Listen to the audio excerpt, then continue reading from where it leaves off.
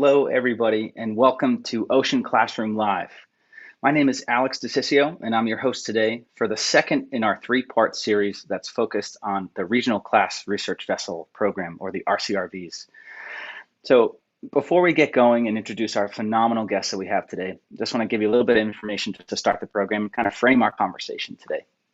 So this Ocean Classroom Live series, this is a project that we kicked off to connect viewers to ocean science through engaging conversations. And we think that's really important to show the human side of the people who do ocean science work. Like I said, this is our three-part series, and this is the second one of it. And really, these regional class research vessels, they're sort of changing the game. They're the cutting edge of new oceanographic research vessels. And here at the Graduate School of Oceanography at University of Rhode Island, where I am today, looking at the beautiful Narragansett Bay, we're actually receiving the second of those vessels in a couple of years to come. So today's episode is about how crew and scientists aboard these research vessels, how they collaborate, how they reshape their expectations, how they sort of find and figure out ways to work together while out at sea. And I think many people think of a research cruise as a scientist sort of thinks of an idea, goes out and just does the job and comes home and works on the science. But in fact, there's a lot more detail. There's a lot more things that need to get done. So before we get to our guests, just want to say thank you to our podcast listeners if you're in the ear with us. And also thank you to the Devereux Ocean Foundation for funding this episode and all of our episodes. And a reminder for everybody out there that this is an interactive program. So wherever you're listening from, whether you're on YouTube, Facebook, Twitter, please write down where you're coming from. Let us know, and we'll pull them up in a little bit when we start to meet our guests. So I think first off, let's start with this idea, right? When you're going out and you're trying to address a project, when you're a trained scientist, you need an idea, right? You need something that you're trying to figure out. And we are lucky today to have someone who is part of the GSO faculty and someone who has really formed a career around going to sea and enabling these ideas out at sea. So I wanted to bring on Karen Wishner. Hello, Karen. It's great to be here with you today. How are you? Hi, yeah, great to be here too. Thanks. So Karen, tell us a little bit about what it is like to sort of start a project, because like we were just talking about before, everything has to start with an idea, right? So how does that sort of happen in your world as a scientist? Well, I'll give you one example. We know that the right whales, an endangered species, come around to this area in the spring. And so we wondered, well, people assume that they're feeding. They feed on a small animal, a copepod called Calanus marchicus, but it hadn't really been documented that they were feeding on areas where the Calanus was very abundant. So we had this idea that we would document the abundance of Calanus in the areas where the whales were feeding, and the areas in the same region where they were not. And so, here I am preserving a sample there. So the first thing that you do, you organize a bunch of people with ideas, and then you write a proposal, and then you get that funded if you're lucky. And then you go to the ship and the captain and the marine techs, and you figure out how you're going to make this work. With the whales, there's certainly permitting issues about how close you can get and also finding them. We were going to use a top-down approach, so we were going to use an airplane to locate the whales and then take the ship to where the whales were. That was we had some foggy situations, but everybody worked hard. And then, of course, you have to get your sampling instruments. We use a big net called a mock nest, and it has multiple nets, 8 different nets there that are operated sequentially based on a computer in the lab, but it's the marine tech who makes sure that all of this equipment is functional, is safely deployed. It's a big, heavy device that goes on and off the ship. And so it's really the joint efforts of everybody on the ship. And of course, all of the people and the students and the scientists who are helping out with this whole project that makes it work. Plus, of course, you have the weather and the equipment on the ship actually functioning. So it's a big mix of everything that has to work right at that right time when you're out there. That's phenomenal, Karen. And I think it's so important. I think you hit all the points about collaboration and how it's this idea of sort of acknowledging where you're ready to pass the ball, right? You're sort of saying this is a team effort that can only be done with more people than just yourself. Oh, that's for sure. I mean, you certainly need everybody helping on deck. You need, again, the marine techs to make sure the equipment is functioning with the ship crew. I mean, everybody knows what to do. And also, here in this picture, a bunch of students. These are undergrads out on a special honors cruise. And it's the marine techs who really make sure that everything is done safely, that all of these students, some of whom are nursing majors or whatever, they all learn how to work on board a ship and get the equipment on and off and process the samples all safely. That's great. I really like this idea. And just for our viewers today, two things I wanted to point out. One is this conversation is really going to focus on trying to understand how life and work happens at sea and also how people are collaborating. So this is what we're jumping into now, is this sort of idea of collaboration and where people can kind of pick up where someone else is leaving off in a way that is very, very productive. But the second point I want to remind you of, again, is that this is interactive. So if you have questions, if your curiosity is beginning to get sparked right here, please drop them in the chat and we'll pull some up and answer those. So speaking of collaboration, Karen was just speaking about going on a ship, right? Well, we can't just assume that ships are just waiting for you to walk on board as a scientist once you have an idea. So let's meet somebody who actually operates the ship. There's nobody that, well, it's arguable about people who, the importance of people on a ship, but let's meet someone who actually works on a ship, a marine technician. This is Kylie Pasternak. Kylie, it's so good to see you again. How are you? I'm good, Alex. Thanks for having me back. So Karen was just telling us about things needing to happen at sea, and you need these skills and these really talented people to sort of help you do the work. Kylie, tell us a little bit about how you have sort of had experiences out at sea that have sort of helped support these scientific ideas. Yeah, so as the marine technician, it's my job to help the science come aboard and help their expectations become a reality. So what we do is a couple months in advance of them coming on board, we'll work with them to make sure that what they need is what we have. And if we don't have it, we'll get it. And we make sure all our calibrations for our scientific equipment is up to date. And then we pull them on board. We get the scientists. We all work together. And it's the marine tech's job to help integrate the science and their instruments with what the capabilities of Endeavor is. And then it's the crew side to help facilitate actually doing the operations and bringing us to where we need to go and managing the ship in different kinds of weather. That's really interesting. So you have somewhat of a high pressure job.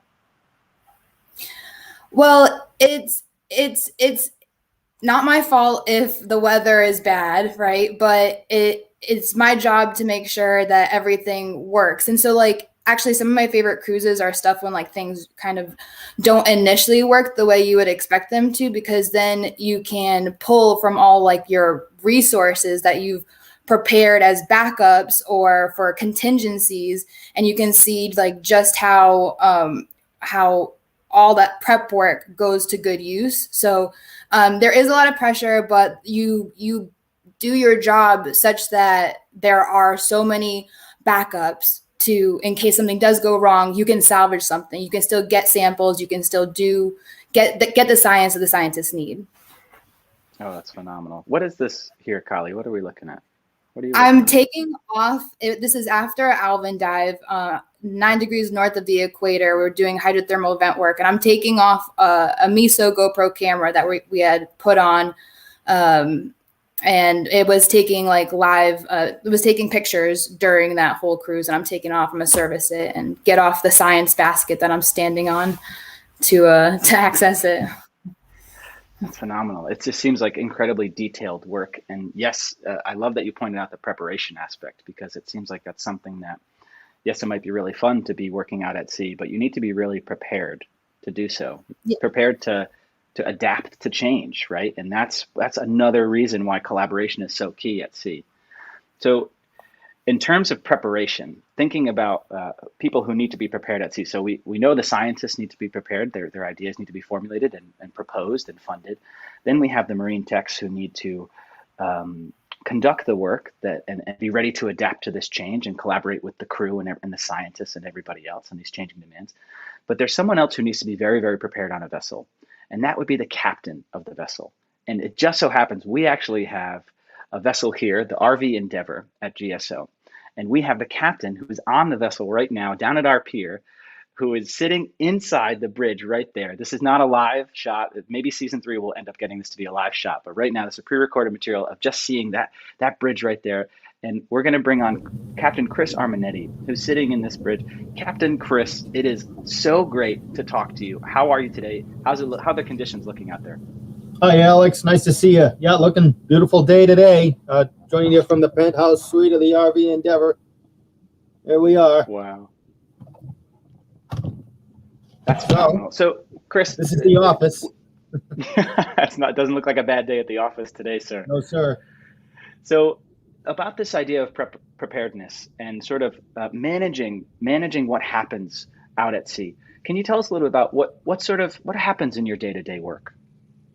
Well, of course, like Kylie said, the collaboration begins months, sometimes even a year before the actual trip begins. So all of that is set up in advance. And I typically start seeing emails a couple of months before the trip, and it all boils down to making sure that the ship is going to be compatible to what the scientists need it for. Every trip that we do is entirely different. So we do everything from whale research to shipwrecks to underwater volcanoes and fault lines, coring, water sampling, currents.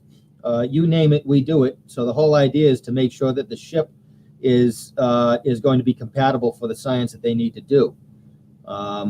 So it's tough to say what a day-to-day routine is like because every trip is a whole different thing. Oh, that's really cool to hear. So you have to be someone who is on your toes in order to be in your position. You have to be ready to adapt. Yep, the whole crew. Yep, the whole gang has to be ready to go. And basically, as we begin talking about a trip months in advance, we're figuring out what we need to do to make that trip work for whatever science party is joining us. That's phenomenal. And I think it really harkens back to this idea that, what is this, Chris? Tell us about this, Captain. Well, you wanted to talk about some crew and science collaboration. It's not all work. There's a little bit of, when you go to sea together for a long time. This particular cruise was off the equator. We were crossing the Atlantic, and you get to know each other. And crews and science, we all kind of become a sort of a family. Now, what you're looking at there is a shellback ceremony, and this is an old seagoing tradition that whenever a ship crosses the equator, all hands on board, you've got to split into two groups, people who've been across before and people who haven't been across before. And there's a tradition that we do called the shellback ceremony to initiate the people who haven't been across the equator before. So that's what you're looking at there. It's kind of, you take the whole day and just make a thing of it. So, you have a little bit of time at sea too. It's not all business now, and then we get to have a little fun too. Yeah, that's phenomenal to hear. So for our viewers in the audience, if you can see this, we're prompting you again to just say, hey, if you got a question, if you're starting to think about things that you're curious about, maybe it's what kind of things happen at sea, what a captain would see, what a scientist would see, what maybe a marine tech ends up doing with their job. But if we could bring all of our guests on and sort of just kick off this conversation in a different way, and maybe Karen, let's start with you. When you're out at sea, when you're working on one of these platforms, when you're being enabled by all the way from the captain, the crew, and the marine techs to help you do your work, what are some of the things that you sort of notice that you wouldn't be able to do if it was just you out there sort of by yourself, which would be kind of a precarious situation if you ever found yourself on a ship by yourself? Yeah, well, of course, I have deal with large equipment like the Mach Ness. I mean, you need 3 or 4 people just to get it on and off the deck, and you need to, there you go. Here we work day and night. This is an icy night, probably off of George's Bank. You can see everybody's hooked up for safety and the marine tech and the captain are critically important here to make sure that everything goes successfully. So yeah, it doesn't stop day or night. Well, we have fun occasionally, but some of these cruises are pretty intense. So it's really, really interesting. Yeah, it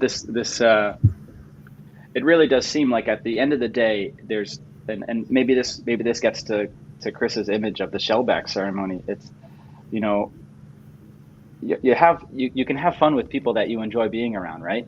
Sometimes it's really tough if you're not collaborating and not working together and not sort of adapting to each other and the skills that everybody's presenting to contribute. It might be tough to collaborate.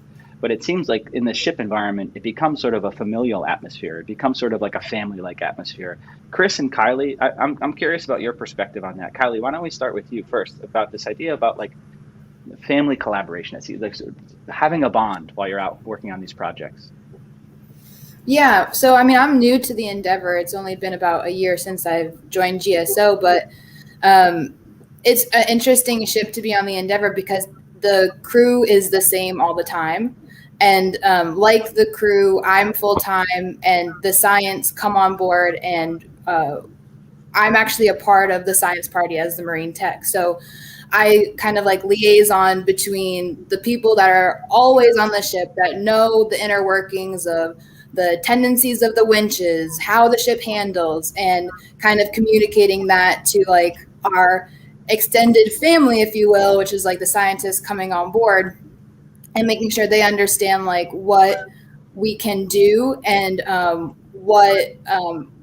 how the ship operates at sea and how the watches work, and kind of communicating and making sure everybody's, like you said, collaborating, communicating really, and working together well. Chris, I wonder if you're noticing the collaboration isn't happening right? If somebody needs maybe there's some encouragement or something like that. What are some of the ways that you've had to sort of dig in the past and sort of get people going and make sure that, it's not, collaboration might seem very natural. I think it is very natural for humans to collaborate, but it doesn't always mean that it's smooth. What are some of the ways that you like to sort of enhance the collaboration or just make sure that it's happening? Well, yeah, I mean, it's the sort of thing where we really heavily rely on the marine technician. As Kylie said, she's the liaison between the science party and the crew. So, you tend to try to keep very involved in the whole situation. There's not a day that goes by where I'm not speaking with the chief scientist and the marine technician and try to figure out exactly what's going to happen that day. And some groups are more involved in the planning than others. It helps to have a day-to-day routine. And so a lot of times you bring advice. Since we do these trips on, the crew, we do these trips all year long. Whereas a science team, it may be their first time as a PI, and they may not have all the tricks up their sleeve. So it helps sometimes if we can give them advice as far as, okay, let's set up a daily plan. Let's set up what's the schedule for today? Where do we need to be tomorrow? Where do we need to be next week? And so you can bring some stuff to the table from previous trips, and it tends to help. Like I said, every day is different. Every trip is different. Sometimes we're working 24/7, and other times we work for 12 hours and then steam for 3 days to the next site. So, it all depends on what you're doing on that particular trip. Yeah, and it just sounds like the communication aspect is absolutely critical, but also something that I kind of didn't expect. And we have a question coming up here. I kind of didn't expect that there's also this mentorship capacity that's offered while you're working at sea. So if I'm a new scientist, I would find that very comforting, but maybe we'll come back to that. So Sarah asks, watching from Quincy, Mass. Hey, Quincy. Chris, this one's for you. How many crew do you have normally? How many people does it take to actually run the vessel? Hi, Sarah. We take, it's a 12-man crew, a 12-person crew. We have some women on board too. So you've got the captain, you've got 2 mates or deck officers. You've got the chief engineer and 2 assistant engineers. You've got a cook, you've got an assistant cook, and a bosun who's in charge of the deck department, and 3 deckhands, 3 ABs. So that's the 12-man crew. and we take it in watches. So every day there's the crew right there. Every day at sea is split into 6 different 4-hour watches. So, you have people who stand the midnight to 4 watch, the 4 to 8 watch, and the 8 to 12 watch. And that's how we break up our day. That way, you don't have anybody who's overworked or not getting enough rest, and we can still stay firing on all cylinders, the whole crew. Otherwise, you don't get anything done safely if people are tired, and so that's how we do it. We carry up to 18 scientists, so that makes a full complement of 30 people on board for the full trips. Oh, wow. Yeah, that's fantastic. And it's this idea of, I think for anybody in the audience, it's so important to think about collaboration. It's this human aspect. It's this need to, you have to be managing people. So yeah, this question that just popped up, let's see where we can go with it. So Lisa, so proud of you, Chris, and so happy you have found a success in a career doing what you have always loved, ships. Wait a second. So this must tie back to something in your early life, Chris. Have you always been geared towards ships? Probably since I was about 3 or 4 years old. Yeah. Just had a draw to the ocean. Knew what I wanted to do. I knew I wanted to work on ships as a career. I didn't really know exactly how. But I spent most of high school thinking about it and how to do it. Got involved with Navy Junior ROTC, and through that they told me about Mass Maritime, and that's where I wound up going. So I got my third mate's ticket out of Mass Maritime, and first job I got when I graduated was with Woods Hole, and through contacts at Woods Hole found out they needed a mate down here, and I've been here with URI since 2012. There's Captain McMahon and myself, and cheers. Very, very nice. Now you talk about retention, and family. Most of the crew here have been here a very long time, and Kylie mentioned it earlier. We kind of function as a family and a team. A lot of the guys on the crew here can work together without even having to say a word. They just know what needs to be done, and there's an intuition that it's just day-to-day life for us. Captain McMahon was here for almost 40 years, and the longest serving captain in the entire research fleet.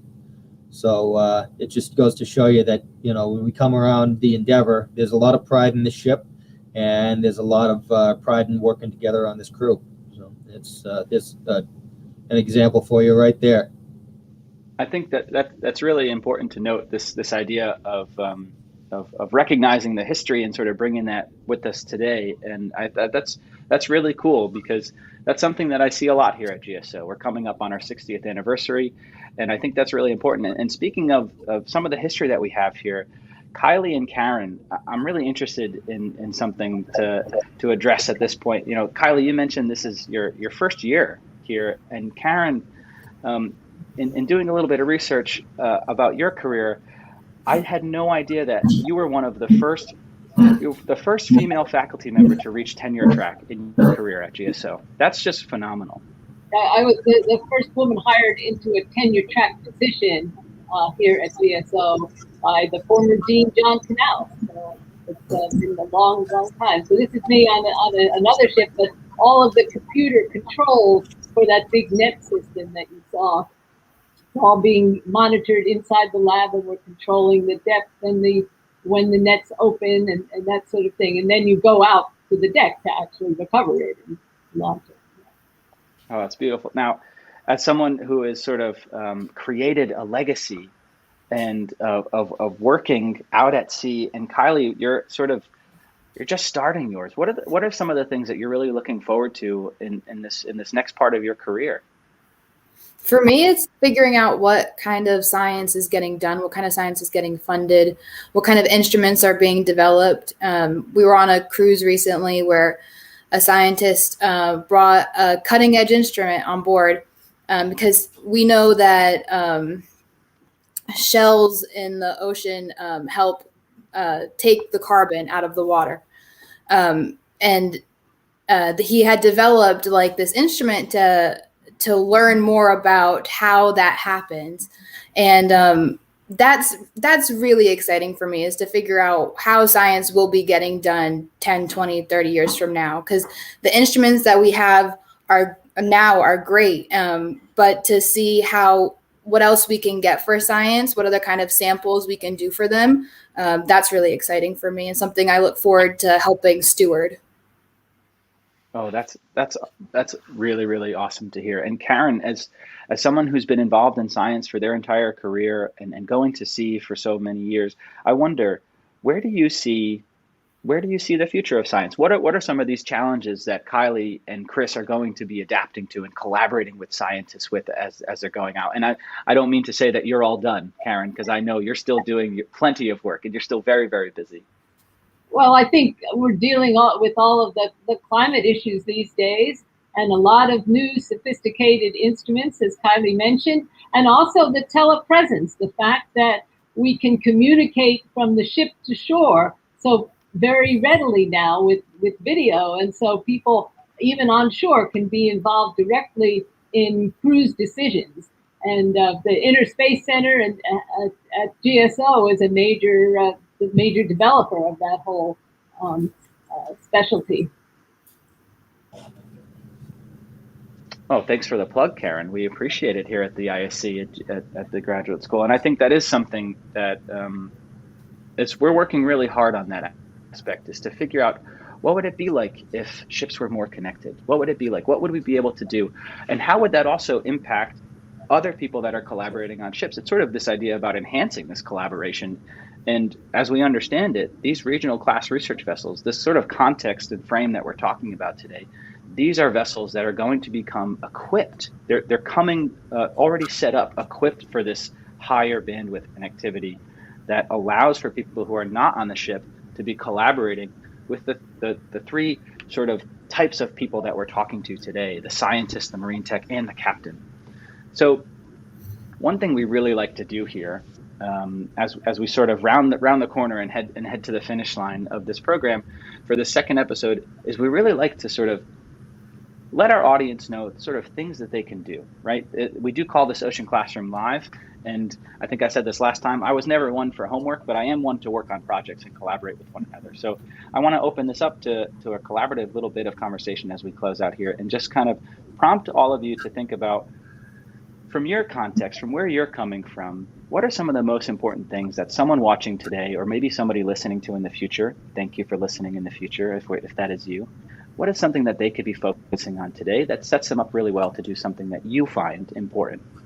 Chris, why don't we start with you?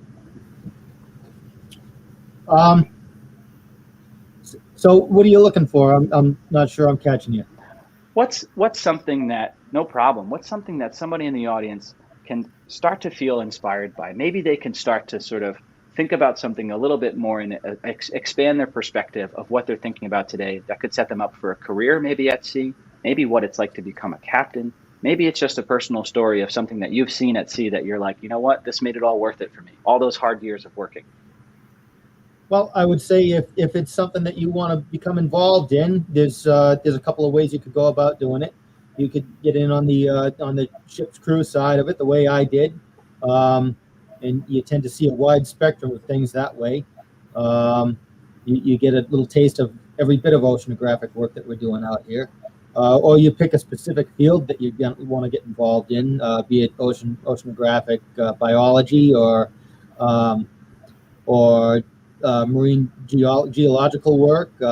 There's so many different fields that you can get involved in the oceanographic sphere. I'd say if you're at a young age and you're kind of interested in it, really tune into the Inner Space Center and watch some of these live broadcasts that they do here, because you'll get a really good look at the variety of work that we do. This telepresence that we've done, URI is right at the forefront of it, and they're bringing what we do at sea right to your living room. So you really have it accessible at this point. You can tune in anytime and see what we're up to and get an idea for what you may be interested in. If it's something that you do want to pursue, that's a good way of getting an idea of what we do. Chris, you're hitting the heart of what we're trying to do here with these conversational interviews. We're trying to make things be more accessible. We're trying to just, break down the barriers and just say, hey, these are human beings doing human work, but they're doing really important work, and that it deserves to be out there for people to be inspired by. So speaking of inspiration, Kylie, something that you can sort of, no pressure, right? Something that you could sort of lean into the audience and let them know, this is something that it made a difference in your career. Let's think about it that way. Something that made a difference in your career that you sort of, when times get tough or challenging, you're like, this is what's going to help me get through this part because this is what's important to me.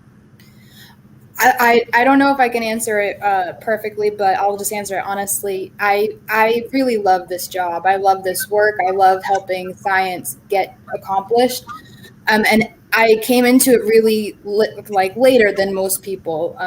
I didn't know that we studied the ocean with technology until I was 25. Like, honestly, I didn't know that there was more than just marine biology. And it's the technology that really excites me the most. And the application of the ocean is kind of how I knew that this was the right direction for me. And I would say I felt like I had a lot of catching up to do. I had no experience working on boats or anything prior to some internships that I got, like this picture's on working on the Nautilus, piloting ROVs. So everything that you do to try to prepare yourself for a future in any of these career paths is going to benefit you down the road. It's going to give you that little sense of confidence that you need to do your job. And just don't quit. Just keep looking, look for mentorship. And it's the connection with the people that you'll meet in this industry that have your same passion that really keep me going. That's really, I feel inspired, Kylie. That's fantastic. Thank you for answering that honestly. Thanks for doing that. So Karen, to close it out, you've had a phenomenal career. You're still going. You're still super busy. You're still doing the work. What are some things that, and you're an educator too, you're somebody who does, you teach the next generation. You are bringing up the next generation of scientists here at the University of Rhode Island Graduate School of Oceanography. What is something that you want to make sure people learn when they come in contact with you, whether they're being mentored or one of your students or someone that you collaborate with on a ship? What's something that you always want them to learn? I think to take advantage of opportunities, to seek out opportunities and to take advantage of them. For example, there are so many summer programs now. Quite a number of them actually pay you as an intern. And these range from sort of the high school level all the way to college and beyond. And so, I would say keep searching. You can work initially with some environmental groups, things like Save the Bay and those sorts of things, but be open to new opportunities and experiences. That would be my message. And that's a good one at that, and a nice one to close. So I wanted to thank our guests for taking the time to be with us today, for connecting our audience into your perspective, and to really having a nice conversation with us today. So thank you all. We'll see you again some other time. So for everybody out there in the audience, thank you for being here with us. We really appreciate it. And again, thank you to the Devereux Ocean Foundation. And if you haven't yet, remember to subscribe, hit those buttons that allow you to just get notified when we do our next program. And don't forget about our socials at uri.gso. And with that, I wanted to thank everybody once again. Consider yourself inspired for the next one, and we'll see you again next time. See you, everybody.